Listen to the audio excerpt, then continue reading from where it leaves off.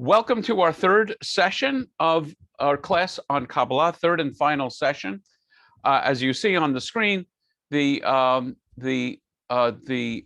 discussion will be on Lurianic Kabbalah, the soul, angels, and enhancing our Jewish spirituality. And looking at it earlier today, I realized I probably have way too much to cover, so I will try and not read everything in some of my texts. So once again, I want to acknowledge the support of the Affordable Living Choices Trust and Joel and Barbara Aronson. And I know many of you have made contributions to the Jewish Federation of Ventura County, who makes it possible for me not to have to ask you to pay for the classes. As always, I have on my website the materials. So if you go to lotger.com and go to classes, I have copies of the slides, which I actually updated today, because I've been changing slides around and adding things.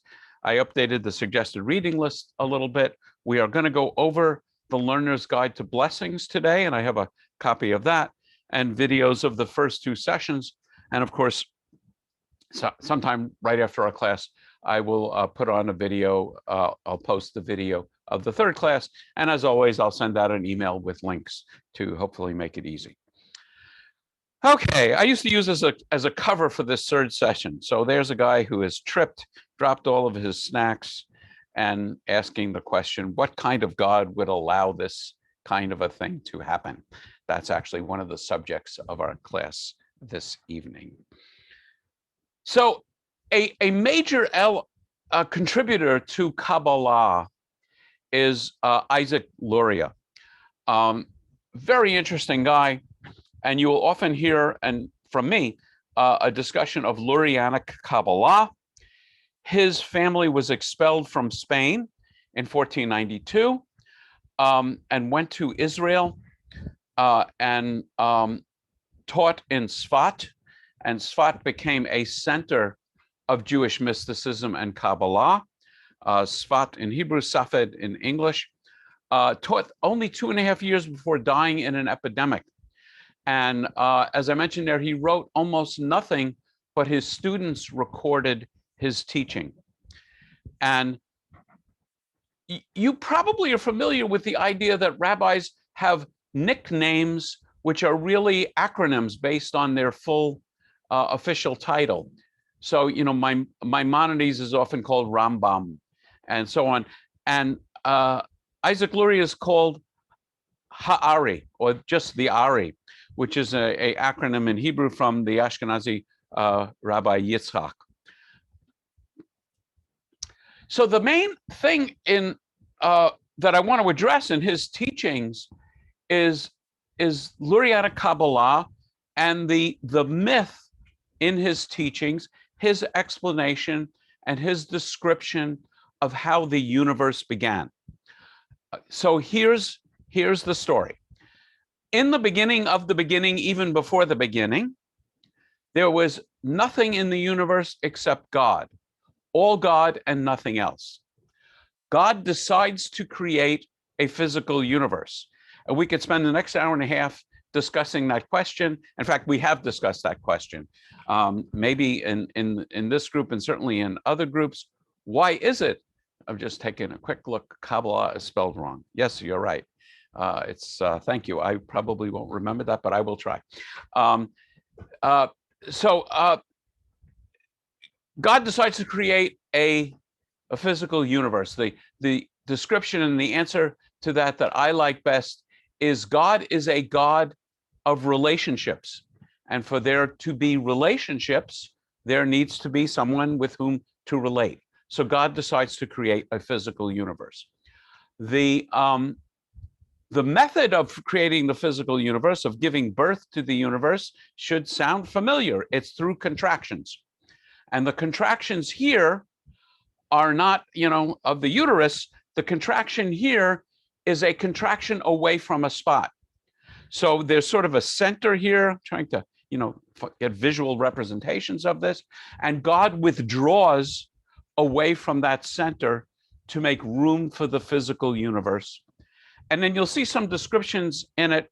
There are very few descriptions of this that I find comprehensible, but I've got one or two that I'm providing for you.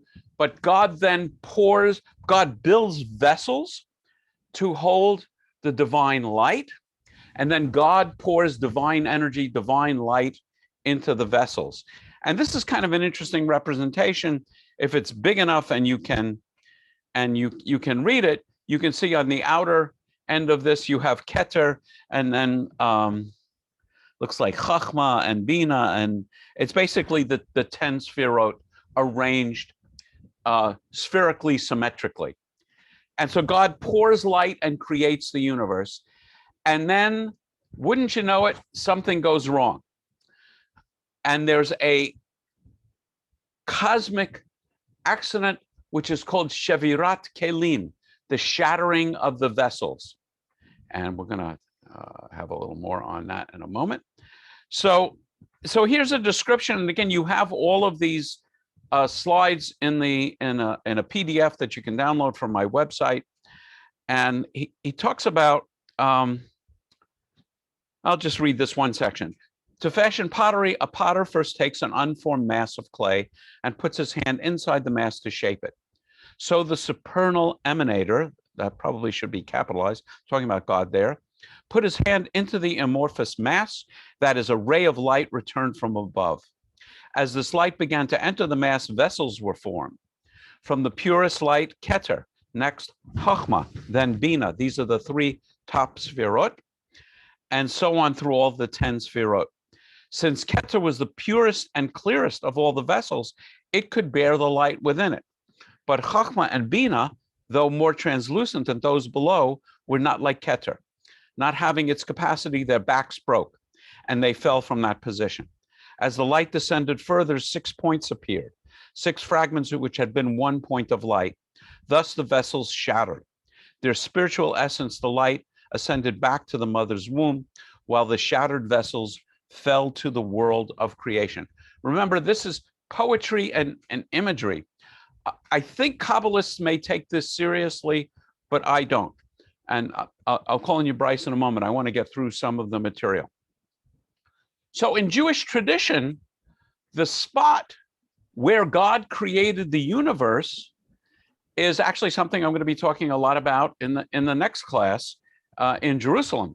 The spot is called the Even Hashtiyah, which means the foundation stone, and this is it. So this is the stone that's under the dome of the rock, and it's the holiest spot in Jewish tradition. As we'll see, it is archaeologists, I think, are pretty much agreed that this is the spot where Solomon's temple stood and where the Holy of Holies stood in Solomon's temple. In Jewish tradition, it's also the top of Mount Moriah, where Abraham took his son Isaac to sacrifice him. And in Muslim tradition, and again, we'll be hearing a lot about this in the next class, in Muslim tradition, it's the spot where Muhammad rose, flew on a winged horse to the higher and higher levels of heaven. So it's holy in all the traditions. And one of the things you will see next week, but you can see it here, it's a rock, but there's a prayer chamber inside the rock. And this is an awesome spot. And, you know, when I think of absolutely awesome moments in my life, it's funny, I was having a discussion with Sonia. Sonia and I both agreed that when we both together stood in this spot, in the center of the Even Hashtiyah, that was a pretty awesome moment. So what goes on here is the vessels are being filled with divine light, and the light overwhelms them and shatters. And divine sparks release, and some of the light goes back up to the heavens. I don't have a clear picture of this. You won't believe, I have taken classes in Kabbalah from authentic Kabbalists. I have tried to pin them down on this to explain to me exactly what's going on. I couldn't get them to do it. And, you know, I can actually be pretty persistent.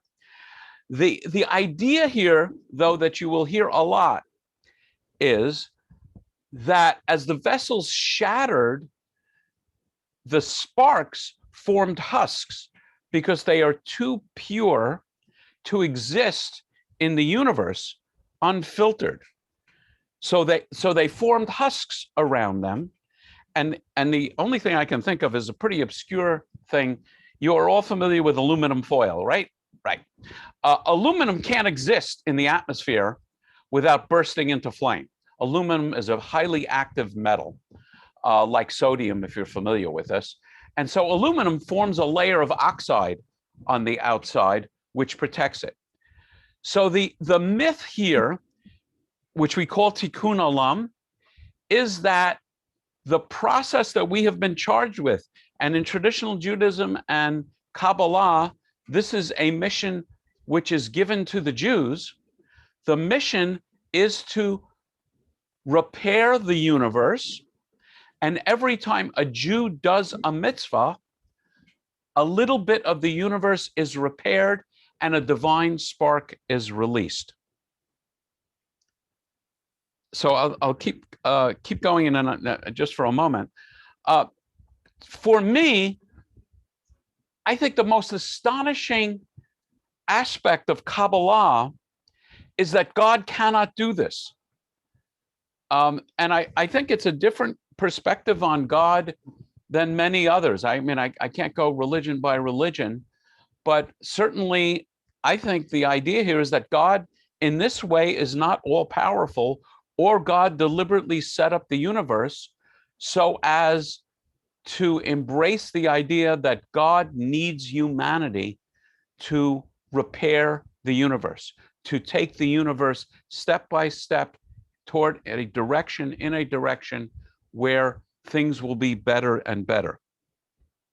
The term for repair is tikkun, and you will hear, particularly in Reform Judaism, the idea of tikkun olam quite a bit, and it has really come to be understood as doing mitzvot, which make the world a better place.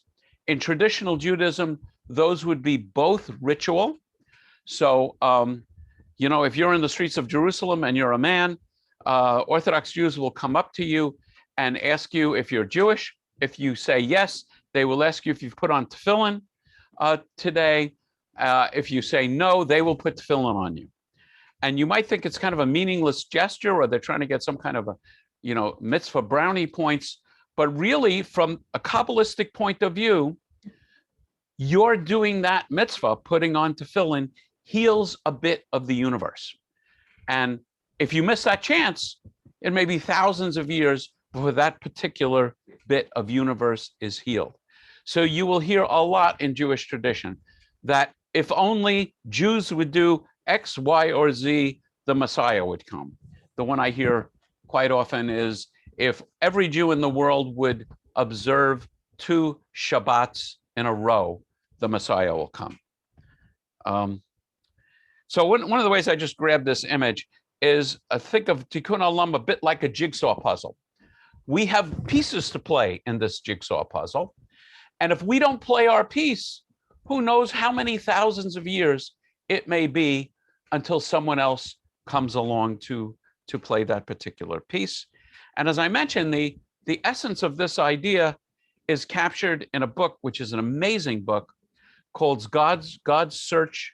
I always think of it as God's Search for Man. God's Search of Man, a philosophy of Judaism by Abraham Joshua Heschel, who I would say is one of the founding theologians of conservative Judaism, and was very well known for his civil rights work here, marching with Martin Luther King. So I will pause for a moment and call on Bryce. Yeah, just 2 things. The first one is that I find it rather extremely incongruous to have the idea that God is a God of relationships when he exists forever or for an enormous amount of time, completely alone with nothing else. It's hard for me to imagine a God of relationships with nothing to relate to. Yes, for an extended period of time, and how he would become a God of relationships when there is nothing. That's the first thing.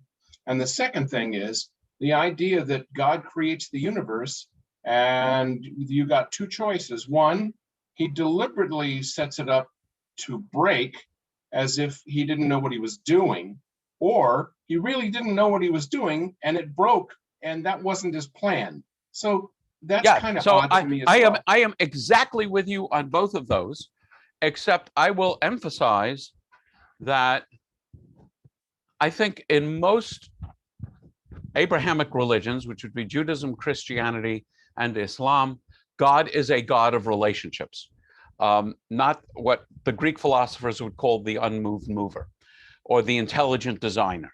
So I talk a lot about this in classes on science and religion. One thing you can say is, well, God set the universe in motion. It's so carefully balanced. It's so amazing. It couldn't happen by accident. That's God. But then the question is, does God care about me as an individual? Clearly, I don't believe the laws of physics care about me as an individual. If a heavy object is falling, it doesn't care whether I'm under it or nothing's under it. But I would say it is almost axiomatic in these religions that God is a God of relationships. And I also am puzzled by the concept of the shattering of the vessels. And I have to tell you, I have never been able to pin Kabbalists down, and I don't deeply understand it. So welcome to the club. But I've only been through it 20 or 30 times, so I'm still working on it. There are some good books that get me closer. So in Ellie Kaplan's book, it's one of my recommended readings, Does the Soul Survive? There is a discussion of what we mean by soul. And I'll read a little bit of this, and I highly, highly recommend this book. I can't recommend it any more highly than this. When I kept office hours as a rabbi, I always kept 6 copies of this book on my bookshelf. And when people were in pain, having lost loved ones, or searching for answers, I would be a lending library on this book. And I don't think I'm certain I didn't get all the copies back. So evidently it was very helpful. So he has a discussion of what we mean by soul. So I'm just going to read a little bit. God formed Adam out of the dust of the earth and breathed into his nostrils the neshama of life. And thus man became a living creature. In Hebrew, there are 3 terms used for breath: nefesh, ruach, and neshama. That would be Ashkenazi. Neshama would be Sephardic pronunciation. Words in the Jewish mystical tradition that are also used to describe the facets of the soul. The image of breath conveys the idea that the soul is intangible, animates life, and links us to the source of creation. As God fills the whole world, so the soul fills the whole body. As God sees but cannot be seen, so the soul sees but cannot be seen. As God nourishes the whole world, so also the soul nourishes the whole body. As God is pure, so also the soul is pure. As God dwells in the inmost part of the universe, so also the soul dwells in the inmost part of the body. I'll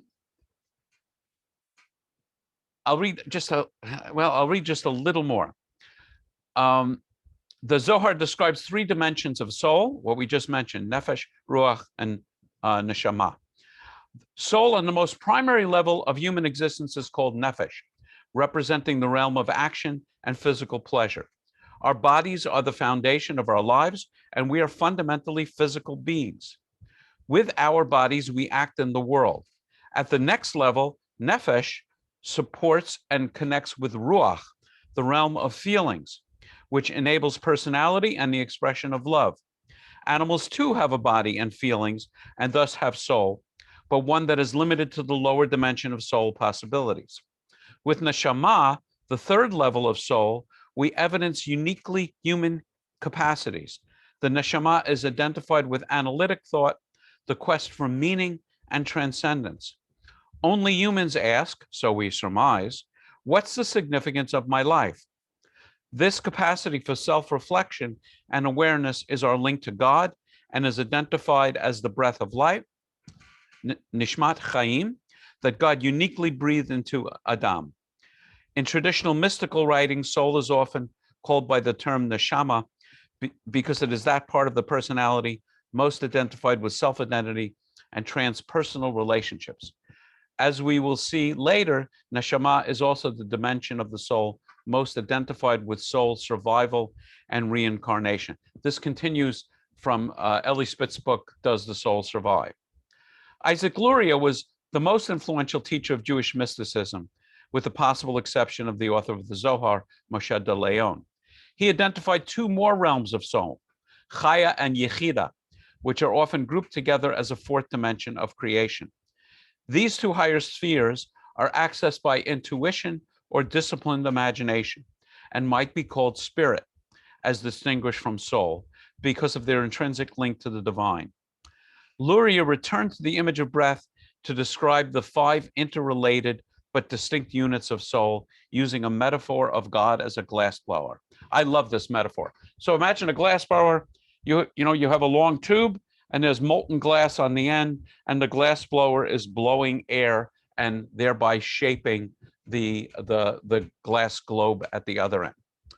To blow glass requires the glass blower to blow in deeply. They mean here, breathe in deeply, to take a breath, and then exhale through the glass tube. As the breath moves through the glass, it expands and shapes it. When the work is complete, the breath rests on the glass. In reverse order, the breath on the glass, the breath that hits the expanding glass, is nefesh, the most basic level of life force in all living things. The ruach, which means wind, is the force that blows through the glass tube and the glass globe, giving it shape. The neshama is the outward breath of the glass blower. The chaya is the inward breath of the glass blower, and yechida is the soul of the glass blower. So I like that analogy. Just read a little bit more at the bottom. When a man is born, he only has an animal soul, the nefesh. When he overcomes the evil urge, physical compulsions, such as craving for food or sex, the person is given a ruach. The entire world of angels is then in his domain. If a person is even more worthy and he learns to master his emotions, such as anger, he is given a neshama, corresponding to the divine throne. That means that it is his every intent and thought creating a throne for God. When a person at this level thinks about his love of God, he is placed in the universe of love. Such a person must never remove his thoughts from God, even for an instant, for God himself dwells in his thoughts. No pressure here. Again, I understand this metaphorically. If you're going to try and tear it apart literally, I don't find that exercise helpful. Another idea that I particularly like is the idea that when the text says in Genesis 1:26, we are created b'tselem Elohim, one of the modern, in modern Hebrew, and probably, I don't know how far back this goes in Hebrew, but the word tselem can mean not only image, but shadow. So I like to take this concept further and further. If we look at the shadows in front of you, can any of you guess what those three people are doing? Yes? Okay. So the shadow and the source of the shadow, in this case, the shadow of presumably two adults and a child, are linked to the thing that's casting the shadow, the actual two adults and the child. So this leads to the mystical idea that if we're created not only in the image of God, but we are created as shadows of God. We, in effect, force God's hands by our actions. And you see this in liturgy, and you see this in mysticism.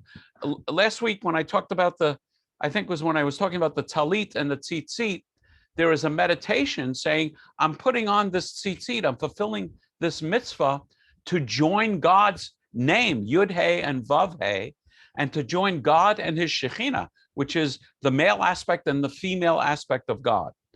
You may be familiar with the idea of it being a particular mitzvah for a couple to make love on Friday night. And the imagery and the mystical idea here is that, and here, of course, the rabbis are talking about male and female, that when male and female join in love, in covenantal love on Friday night, because we are God's shadow, we are in effect forcing God and his Shekhinah to also join and increasing the oneness of God in heaven. So, and you see this, in the Kaddish, may the one who makes harmony in the heavens above make harmony on earth. There is links. And then I would say, this is sort of my own take on this, that when we do good things inspired by God and God's teaching, we bring God into the world. So feeding the hungry, visiting the sick. I love particularly the image of visiting the sick. And one of the things that I find particularly moving and awesome is when I visit someone in a hospital or in a sick bed, it's not just Mike visiting. They see me as the rabbi visiting. And the rabbi is doing something magical and mystical. You all out there, and I know it's just me. Before I became a rabbi, I used to lead services at a nursing home. And one time I was leading services, and some people came in, the administrators, and said, there's a Jewish family, and grandma is dying, and they want you to come and say some prayers. So I come and I'm walking to say a prayer, and I don't have the foggiest idea what I'm going to say because I've had no training in this kind of thing. And I finally remember, I have a Bible, I can read the 23rd Psalm. And I come in there, and and the commentary was, the rabbi is coming to bless grandma, or the rabbi is coming to pray for grandma. So there is no question in my mind that I have brought God into the room. We can actually debate the question whether God exists or not. That we can debate and we can have our doubts about. But there is no doubt that the person in the room, the people in the room, have a greater sense of God being in that room than if I were not there. So I believe in this way, I am physically bringing God, I am really bringing God into the presence. And I think it's the idea of shadow. Bryce. Yeah, so one of the things that we've emphasized in the past is the idea that a lot of other religions try to make a contract with God, in a sense, to force God to obey us. All right. Instead, you know what I'm saying? Yeah, and, I wouldn't use the word force, but I would say people will say, if my child lives, I will do this, that, and the other thing. Well, yeah, but also that other religions, I mean, if you have a contract with God, in a sense, if you fulfill your end, you make God fulfill his end, in a sense. And this smacks a little bit of, we force God's hands, we make this happen, we make that happen. So a little uncomfortable with that. So I would say the people that do this are not, I don't think they have a sense of forcing God. They're making a deal with God.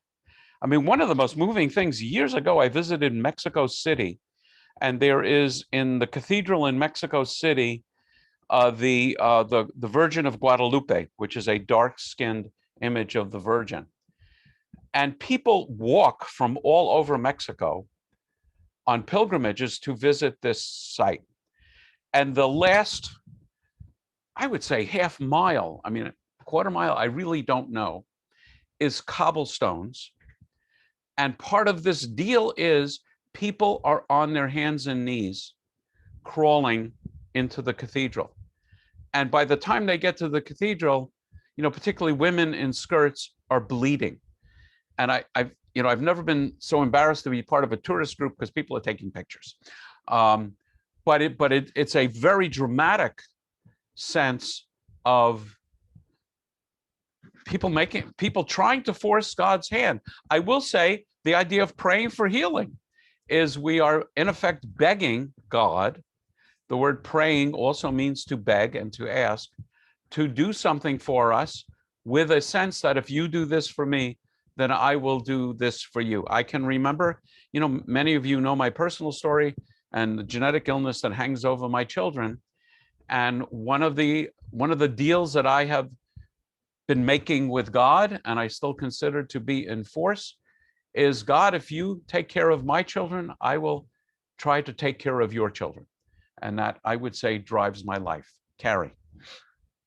Rabbi, don't we also have the story of Hannah where she did kind of make this deal with God for her to have a child because she... Yes, absolutely. What she says is, if you give me a child, I will dedicate him to the temple and I will make him a Nazir from birth.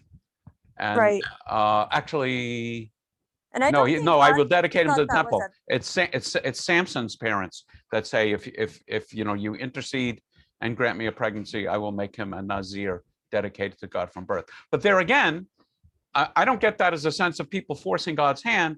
It's Right. God, if you do something for me, then I promise to do X, Y, and Z for you.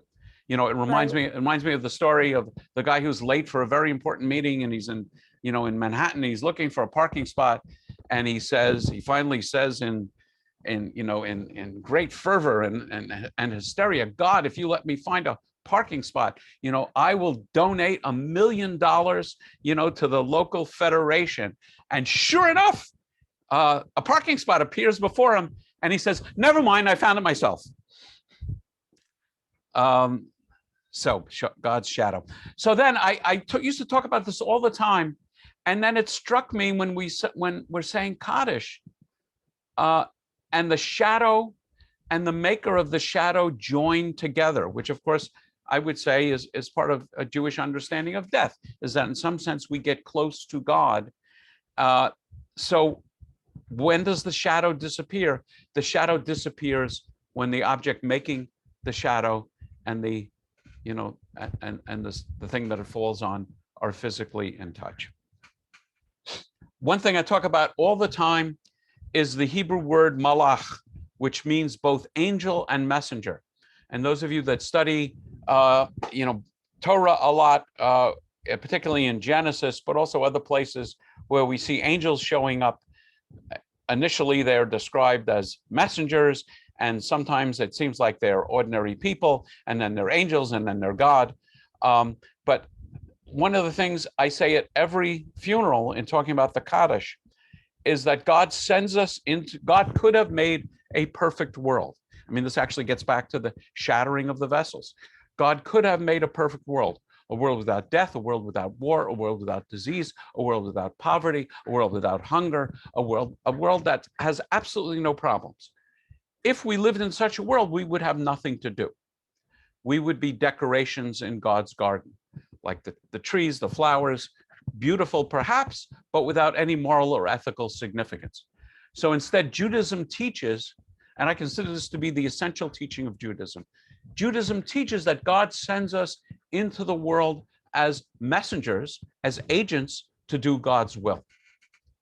And speaking Hebrew, we can't tell whether we are angels or simply messengers.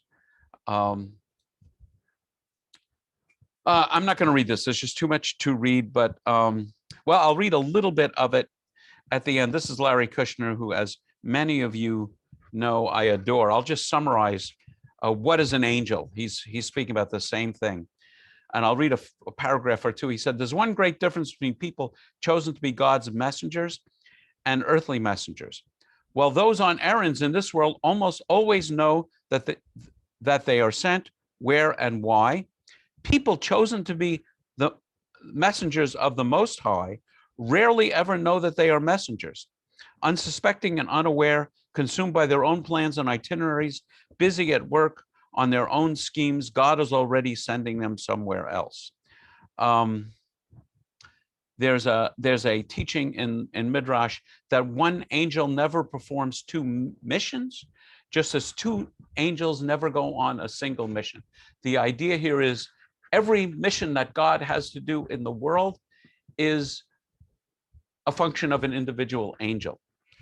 And he has another beautiful theme going back to jigsaw puzzles. Each lifetime is like pieces of a jigsaw puzzle. For some, there are more pieces. For others, the puzzle is more difficult to assemble. Some seem to be born with a nearly completed puzzle. And so it goes, souls going this way and that, trying to assemble the myriad parts. But know this, no one has it within themselves all the pieces of their puzzle. Like before the days when they used to seal jigsaw puzzles in cellophane, ensuring that all the pieces were there. Everyone carries with them at least one and many pieces to someone else's puzzle. Sometimes they know it, sometimes they don't.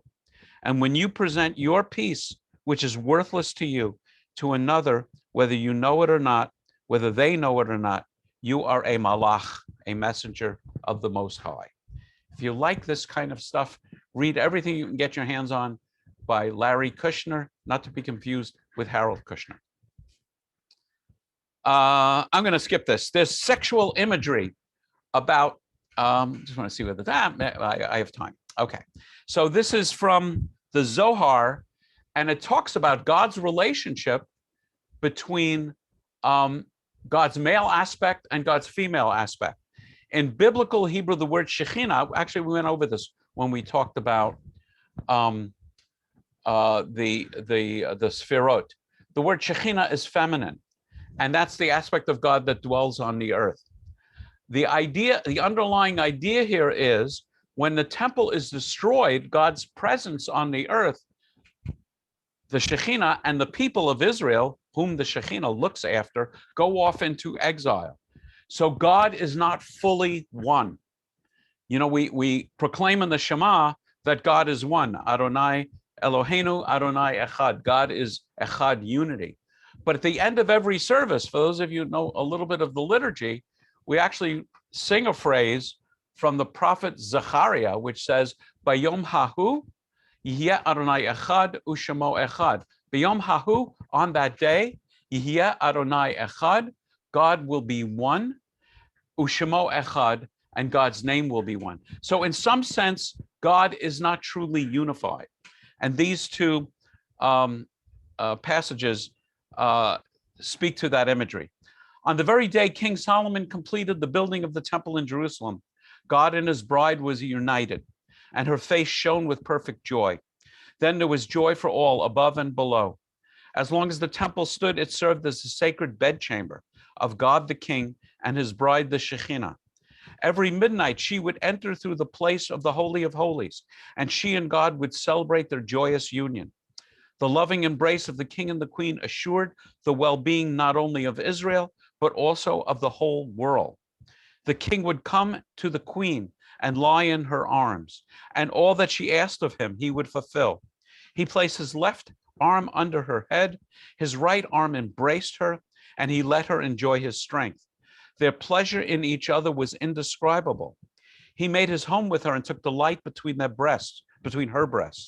They lay in tight embrace, her image impressed on his body like a seal impressed on a page, as it is written, set me as a seal upon your heart, from the Song of Songs. As long as the temple stood, the king would come down from his heavenly abode every midnight and seek out his bride and enjoy their sacred bedchamber. But when the temple was destroyed, the Shekhinah went into exile and the bride and groom were torn apart. So here's a follow-up on that. Since the destruction of the temple, the Shekhinah descends night after night to the place of the temple, enters the Holy of Holies, and sees that her dwelling house and her couch are ruined and soiled. And she wanders up and down and wails and laments and weeps bitterly. She looks at the place of the cherubs and lifts up her voice and says, my couch, my dwelling place, where my husband would come to me and lie in my arms, and all that I asked of him, he would give me. My couch, do you not remember how I came to you in joy and contentment, and how those youths, the cherubim, came forth to meet me, beating their wings in welcome? How has the ark of the covenant, which stood here, come to be forgotten? From here went forth nourishment for all the world, and light and blessing for all. Now I seek my husband in every place, but he is not here. My husband, where have you gone? Do you not remember how you held your left arm beneath my head, and your right arm embraced me, and you vowed that you would never cease loving me, and now you have forgotten me? So I think this is a great example of the relational, of how the Kabbalists anthropomorphize elements of God, and how they will use sexual imagery. Someone's mentioning two angels that go to Sodom and Gomorrah. You'll have to ask Larry Kushner that. I really don't have any idea. I Yeah, want to talk. that's true. I just looked it up. Yes, yeah, you do read in the Bible about multiple angels, and so maybe they're more messengers than angels, but I don't know. I don't know. Afterlife. I have an entire class on the afterlife. I always get the question, what do Jews believe about the afterlife? My somewhat flip answer is, I don't know, go ask them. What does Judaism teach about the afterlife? Very succinctly, that there is one. A mainstay of the rabbis and rabbinic Judaism is a belief in physical resurrection in the day of the coming of the Messiah.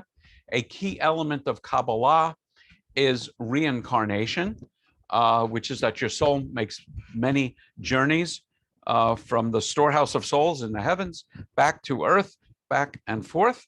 And there's a lot of discussion of communication between worlds.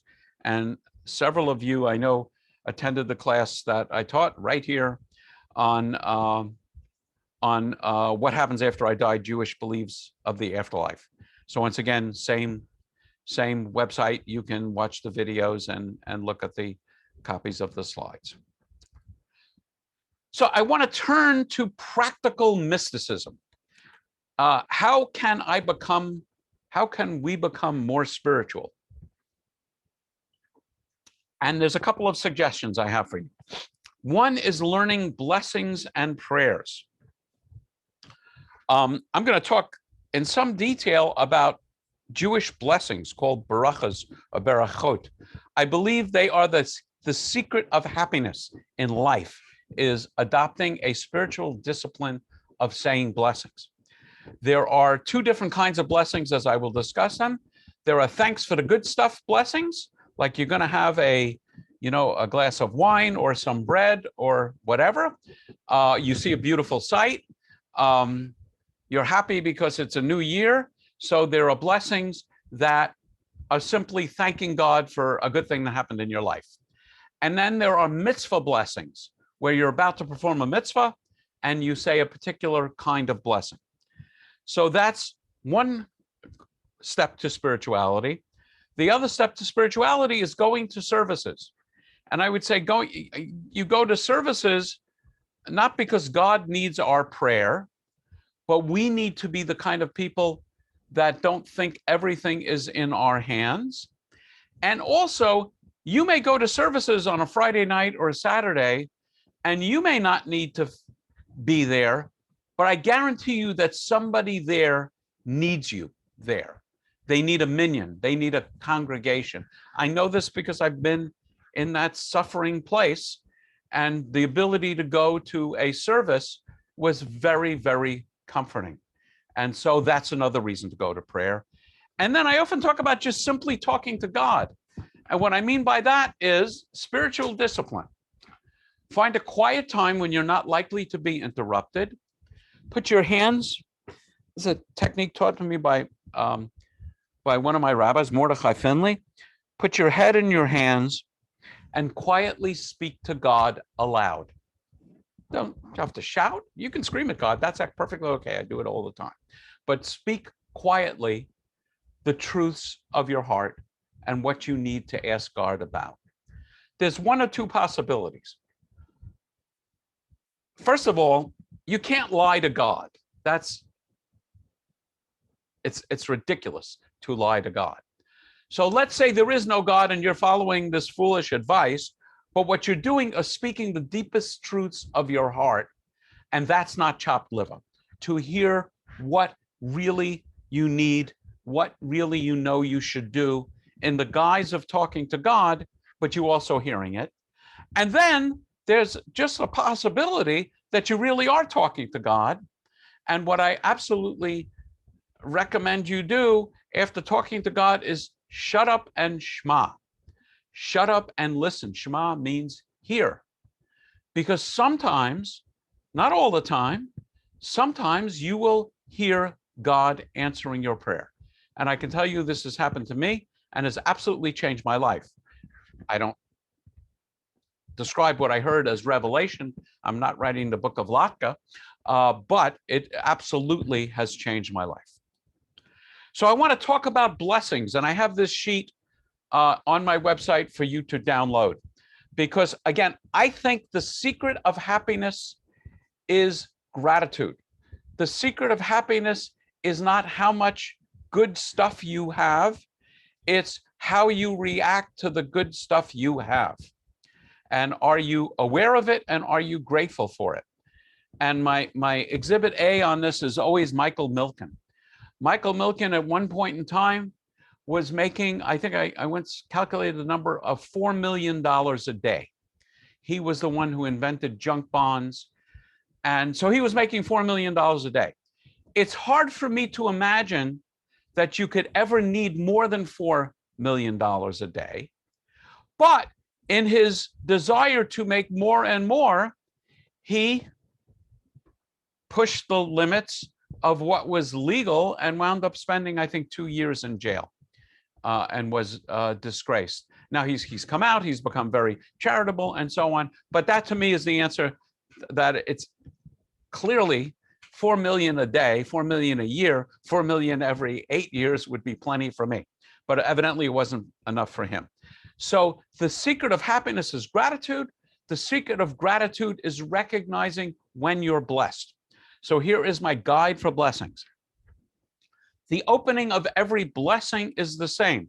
Baruch atah Adonai Eloheinu melech olam. Blessed are you, Yahweh. Adonai means my Yud He Vav He is God's actual name. We don't know how to pronounce it. Yahweh is a good guess. When we come to it, typically we say Adonai, which means my Lord. Traditional Jews will say Hashem because they don't even want to say Adonai. The Hebrew word Hashem means the name. But blessed are you, and we're speaking to God. A literal translation is King of the universe. Eloheinu, our God, Melech HaOlam. This is God's area code. If I dial 1-805, somehow the telephone system knows that I'm calling someone in New York. If I dial 201, Cheryl, that should sound familiar. That's Joyzy. If a Jew says, Baruch atah Adonai Eloheinu melech olam, the switchboard connects.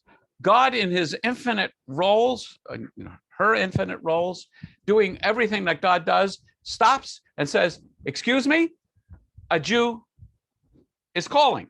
So that opens the switchboard to God. Then there are two kinds of blessings, mitzvah blessing and thanks for the good stuff blessing. A mitzvah blessing has that same opening, and then it has a phrase, Asher kidshanu b'mitzvah tov vitzivanu, who has made us holy with his mitzvot. Sorry, this is gendered language, and commands us to. Then we have an infinitive of a verb. So what's going on here is you want to get your frequent flyer mitzvah points, okay? It's Friday night and you're lighting candles. So are you lighting candles because you like candles? Are you lighting candles because the power is out? Why are you lighting candles? If you're lighting candles just because you're lighting candles, that's fine, but it's not a mitzvah. If you're lighting candles in order to fulfill the mitzvah, the commandment of lighting Sabbath candles, then you need to acknowledge that to yourself and God. Otherwise, you're not going to get credit for it. Then I'm going to go through just a few blessings, most of which you will be familiar with. So thanks for the good stuff blessing. If you're going to have some bread, to the opening, you say Hamotzi lechem min haaretz. You're blessing, thanking God who brings forth bread from the earth. To do a half an hour on that, God doesn't actually have bread growing from the earth. That's a whole other discussion. Wine, Borei Pri Hagafen, the creator of the fruit of the vine. You may not know this, but water or anything else, meat, Shahakol Nihiyeh Bidvoro, that whose word caused everything into being. And then it's not only eating. If you witness a natural phenomenon, a beautiful natural phenomenon, This is the blessing which changed my life. So we're going to actually practice this. You don't have to unmute yourself. So it's the usual opening, Baruch atah Adonai Eloheinu melech olam, oseh ma'aseh bereshit, which means you're blessing God who performs the work of creation. I took a course in spirituality. It was a day-long seminar in spirituality at Hebrew Union College. And my teacher and mentor, Richard Levy, basically gave this discussion. And my Hebrew capability was 0 at that time, or pretty close to 0. So I said, this one I'm going to remember, because I can categorize almost everything as a beautiful natural phenomenon, from seeing my child to seeing a sunrise or sunset, an ocean. There's actually separate ones for the ocean. There's separate ones for rainbows. So if you really want to be stringent about it, there's lots of different ones, but everything's natural. So I resolved that I am going to, every time I notice that I am being blessed in my life, I'm going to say this quietly. I'm probably not going to scream it out loud, but I'm going to do more than just think it. I'm actually going to say it. And it rewired my brain, because at the end of the day, as I'm lying down in bed, I could think back on how many times I've had occasion to say that blessing, to notice something good has happened in my life. Whereas normally, we typically only notice when something goes bad, right? You notice when you get a flat tire. You don't notice all the myriad of other days when your tire isn't flat. There's a special blessing for actually that you say after you use the bathroom. So I always say this because it's true. I'm just showing off now. Are you ready? Baruch atah Adonai Eloheinu melech olam, asher yotzar et ha'adam b'chokhmah, u'v'ra'vo nekavim chalalim galui v'yadua lifnei kisei kavodecha, she'im yipatech echad mehem o yisatem echad mehem, אי-אפשר להתקיים ולעמוד לפניך. Baruch atah Adonai rofeh kol basar u'mafli la'asot. Now you understand why you say it after you use the bathroom. This prayer is actually in our morning liturgy. And it's often translated in euphemisms, but it's actually quite graphic. You're thanking God and recognizing that the body has been formed miraculously. And there are certain things which, use your imagination, which are required to open every now and again. And for the most part, there are many, many things in your body which you really want to keep closed and not hanging open. And then it closes by saying it's known before you that should one of these things be stuck closed or open endlessly, it would be impossible to stand before you. So as I always put in discussing this, if you've ever had problems with the plumbing, and I'm not talking about the porcelain and cast iron part of your plumbing, I'm talking about, what my parents called the kishkis, which is a Yiddish word meaning your intestines. Or just generally speaking, if you've ever been seriously sick, and I would guess most of us have experienced that, and then you're feeling okay, that is how you spell relief, right? That's a wonderful feeling of gratitude. So what this bathroom prayer is calling you to do, I should put it in here. What the bathroom prayer is calling you to do is to recognize every time your system works, every time you're successful at eliminating waste and urine and and fecal matter, and you're really okay. If you felt grateful to God for that as much as having bread to eat and shelter over your house and everything else, you would live in a state of almost constant gratitude and recognize when things go wrong, it's like dropping the popcorn and the soda when you're walking out of the snack bar. That's a minor interruption. So there's a shehachianu that we often say traditionally on special events that occur periodically, although we tend to use it for any good event. And then mitzvah blessings, we add to a Asher Kitshanu b'mitzvotov v'tzivanu lahad likner shel Shabbat, on Hanukkah, lahadlik ner shel Hanukkah. Studying Torah, we do it at the beginning of every one of these sessions. La'asok b'divrei Torah. God commands us to occupy ourselves with words of Torah, putting on a talit, and so on. So that's the learner's guide to blessing. So this is a slide. I know some of you have seen it before. I developed this idea for a sermon which has henceforth always been known as the mustard sermon. So step number 2, feeling blessed and seeing the holy in the world. It's really a continuation of the first idea of the blessing. So you walk into a supermarket and you may be harried and you may be rushed and you're wondering, do I really have milk? And all of these problems are going on. And you step into the supermarket and it's just another bit of drudgery and chore and costs a lot and so on. Stop and change your focus. In a world where most people are hungry, in a world where 40% of the world, something like that, don't have easy access to clean water. Certainly throughout history, most people have not had access to sufficient food or clean water. Here you are in this amazing cornucopia of food, and everything is lined up, and the colors match, and they're neatly stacked, and you can clearly see every object. And if you go over where they sell the produce is clean, and occasionally it's spritched. And if you really go to a classy supermarket, they will actually play thunder, I presume to fool the broccoli into thinking that the broccoli is still growing and it's a thunderstorm. Or I guess if you're really naive, you might think there's actually a thunderstorm.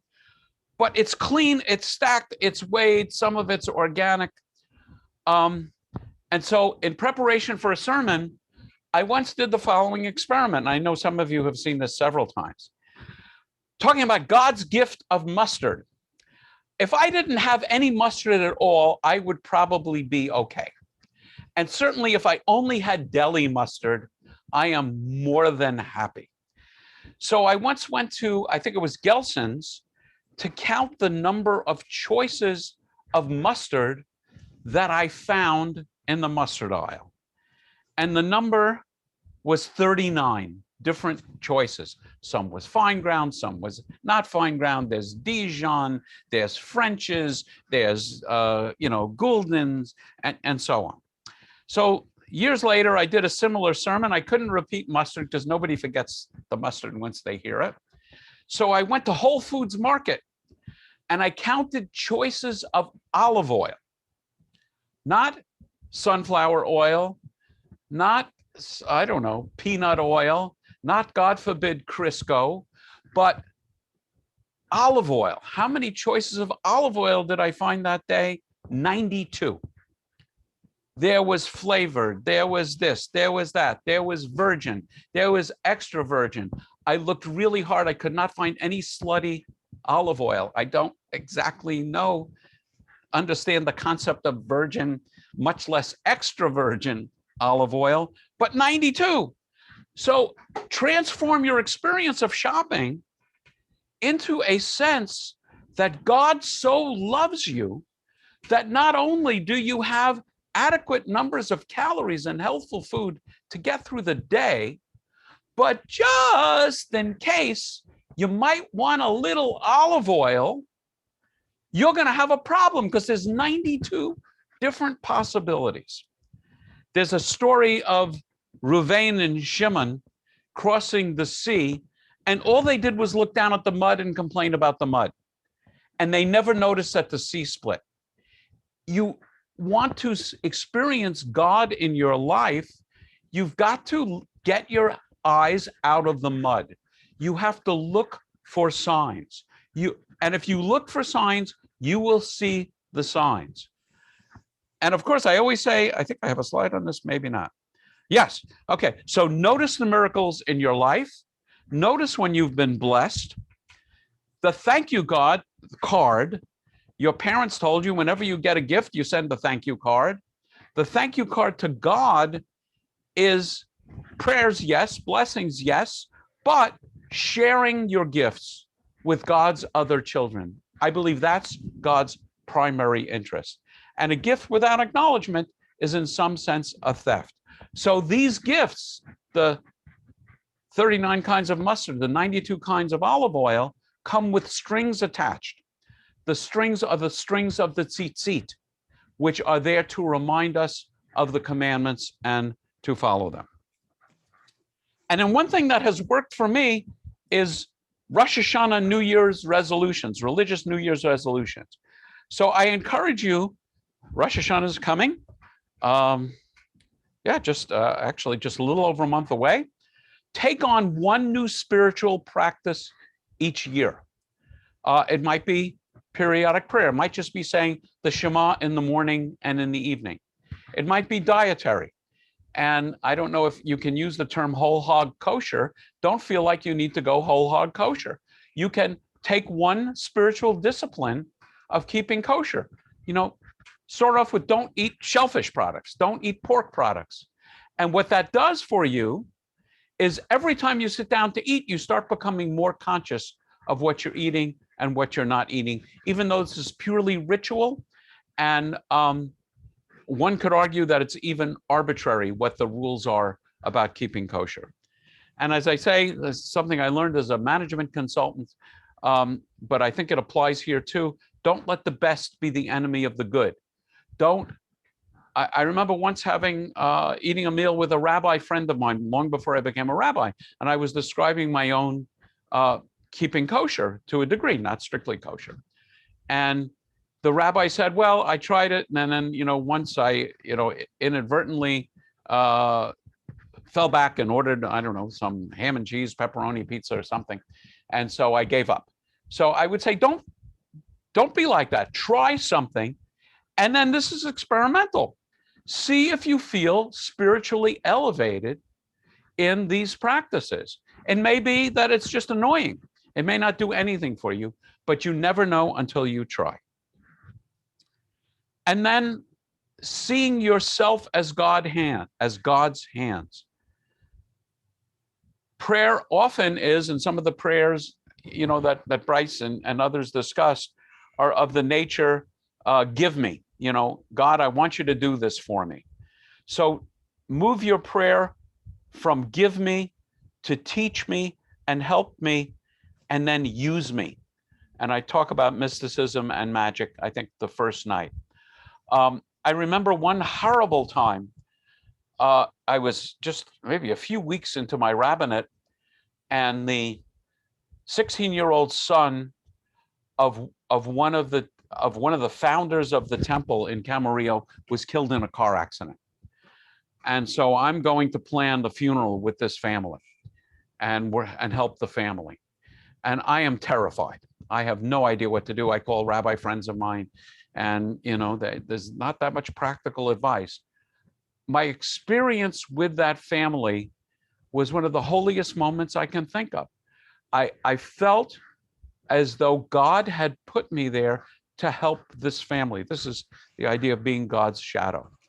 And I came up with words I didn't know where they came from. And it was helpful. I mean, I saw, a husband and wife who were not sitting at opposite ends of the couch come together. And I have no question in my mind that my role there was to be God's hands in helping this particular family. And for me, this is the highest form of prayer. You are God's shadow, so bring God with you wherever you are. Isaiah quotes God as saying, you are my witnesses and I am God. And then the rabbis in a midrash explain that sort of odd phrase as meaning, if we are not God's witnesses, then God might as well not be God. Because it doesn't seem like God splits seas and brings down walls and does miracles in the world. What God does is send us into the world as witnesses of God. By the way, the Hebrew word for witnesses of God would be adat Elohim, for those of you in the Thousand Oaks congregation. So some suggested reading, and I have a very long list, including a bunch of things in bold. Well, you'll see it in a second. So this is a wonderful book It's called Kabbalah, a Love Story. It's fiction, but it subtly teaches a lot about Kabbalah under the guise of a very interesting love story that simultaneously is taking place in 12th, 13th century Spain and 20th century New York. So I'll just tease you with that. I mentioned this book before, the Jewish Light Spirituality Handbook. Lots of, like, I think 2- and 3-page essays on a huge variety of topics. The Essential Kabbalah, Daniel Matt is the leading expert on Kabbalistic texts in the world. And he has some very small books on Kabbalah, on texts. And the nice thing about them is not only is his translation generally understandable, but he has lots of footnotes to help us understand what's going on. If you want a very short introduction, turns out there is a book. It's a very small book by Joseph Dan, which is a very small introduction. And this one I just got very recently. It's not small, so I point that out in my notes. I think the next slide here. Yeah, I have attached to on my website descriptions of these books and a sentence or so about each of the books, and some of them are in bold, which is my recommendation that if you want to start, I would recommend you start with those books. So I want to read again from Larry Kushner.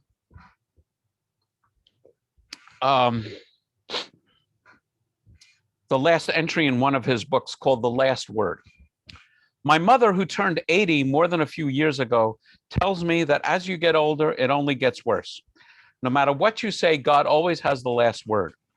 That strikes me as wise, especially from a woman who has refined to high art the skill of getting in the last word. But it does make me wonder, what exactly is the last word?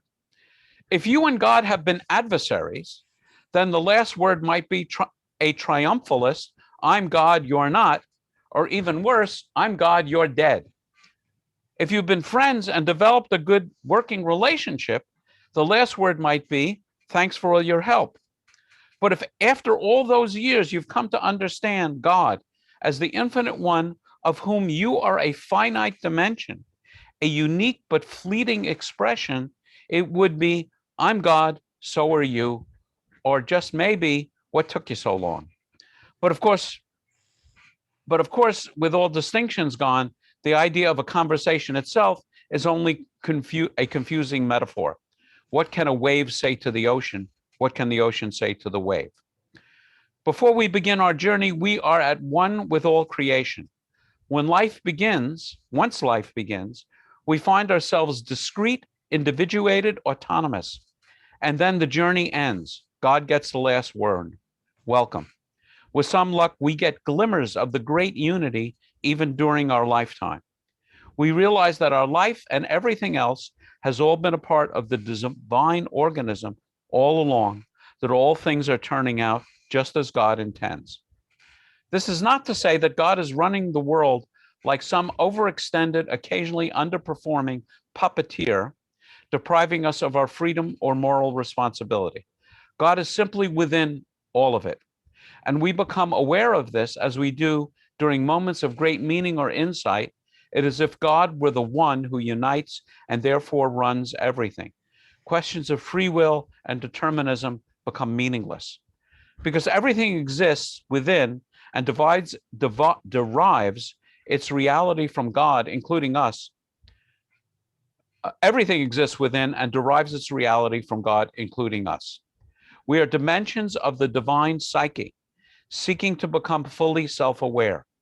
And when we raise our consciousness, we not only realize that we have never really been apart from our divine source at all, we realize that we also participate in the process itself. You may not be able to have an intimate relationship with such a God, but you are its pride and joy, its best hope.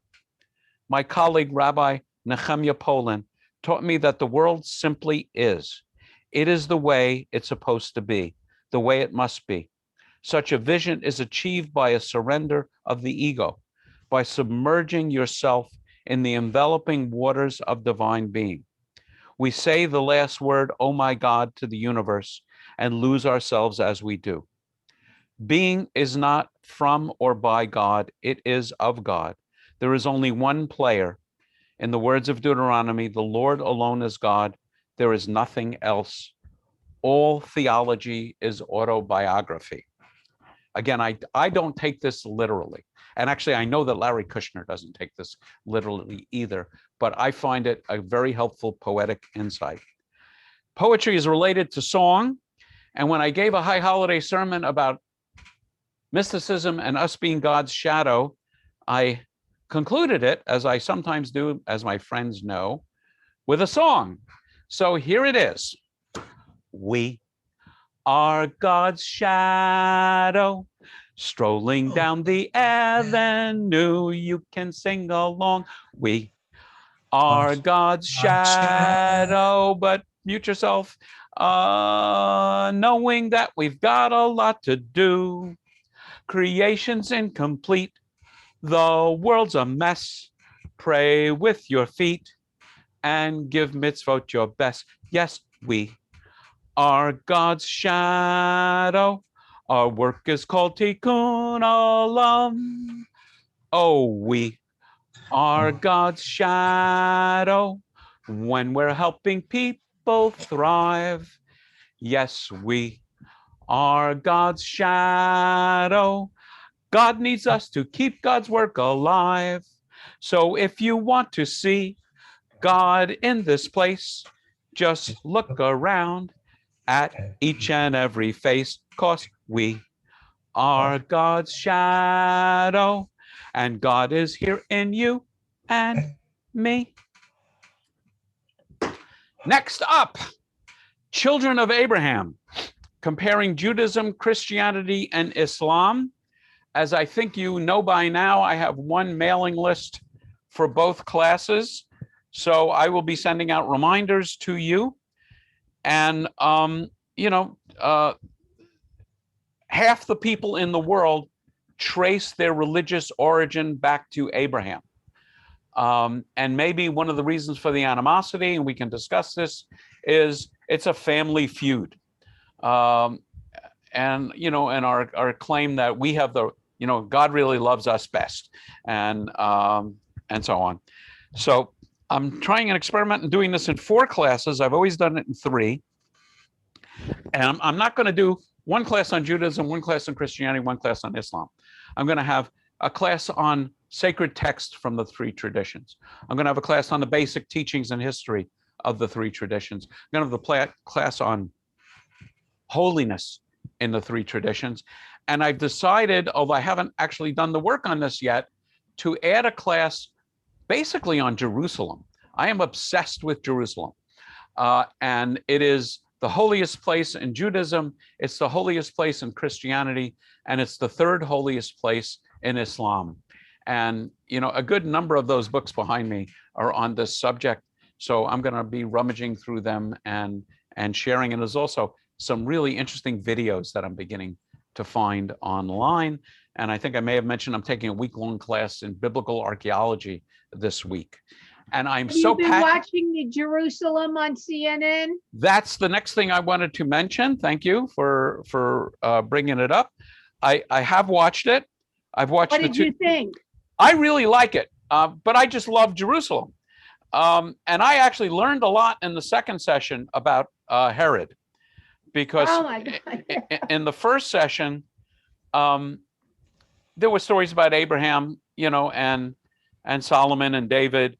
And because I've studied that material a lot, I didn't find a lot that I was not aware of. And in fact, I think as somebody else mentioned, I don't know if it was here or in Torah study, that they were sort of annoyed because it was so superficial.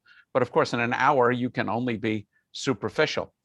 So I learned a lot about Herod. And I don't know, I guess I have to go back and watch Antony and Cleopatra with Elizabeth Taylor, because I never realized that Cleopatra and Herod had that connection. So that's really interesting. One thing I'll mention, just because I can't resist, how many of you have seen it? Kind of wave your hand. Or so Herod was nuts, And Yeah. people He was believe certifiable. people believe that he was manic depressive, and they believe he died of syphilis and that it may have affected his brain. And of course, he was absolutely paranoid and, murdered his wife, murdered his children. And one thing that I'm sure was not a difficult thing for them not to include was what I have read, and I don't know how we know this, but I've read a lot about Herod. I subscribe to biblical archaeology magazines, and they're really interested in this stuff. That apparently Herod, the CNN series talked about how much Herod loved his wife, and apparently their intimate relationship didn't immediately cease with her passing, if you understand what I'm saying. So he was really nuts. So I'm enjoying the series, and I hope you're able to watch it. So I'm going to end the slideshow and end the sharing, and open the floor if there are any questions, comments.